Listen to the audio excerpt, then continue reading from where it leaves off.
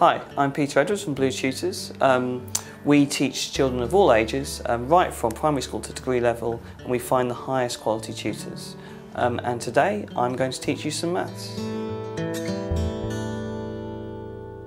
What we're going to do now is talk about how to teach multiplication to students. So this is something which maybe a lot of us feel is a very simple, straightforward idea, but it can confuse students when they begin to learn it. So the first thing to do is actually talk about what multiplication is.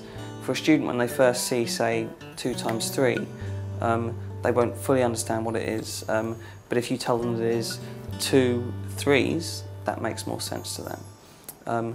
So simply saying 2 times 3 is 3 plus 3, they will understand. Similarly, you could say 3 times 2 is 2 plus 2 plus 2, and make it clear that that's what multiplication is.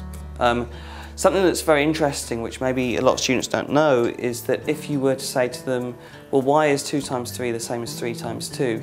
A very simple way to explain it is just to draw a grid.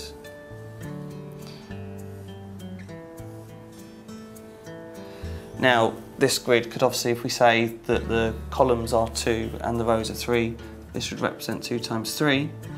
But obviously, we could draw a grid on its side exactly the same, which would be 3 times 2, which will communicate to your students why those two are the same. So the next thing to talk about is how to develop students at multiplication, how to make them better at it.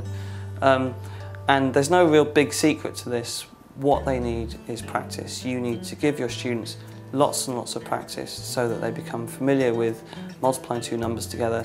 And so it's no longer a thought process, it's more of a memory response. Obviously we do want them to understand the thought process behind their memory response, but to become better at maths and to not have to think so much about multiplying two numbers together, we really want it to be a quick process. So the best way to do that is to get them to do lots and lots of examples. So if your students are doing 3-digit numbers multiplied by 3-digit numbers, the important thing is that when they see, say, 6 times 7 within that calculation, they can say 42 very quickly and continue with their sum. So if we do an example of that just now, let's say we have 117 multiplied by 246. When a student's doing this calculation, and they say, right, what's 6 times 7? You don't want them to be spending a long time doing that. So if they immediately are like, well, that's 42, then that's brilliant. Obviously, you don't expect them to do 117 times 246 in their head, but knowing their times tables up to at least 10 will mean that calculations like this take virtually no time at all for them.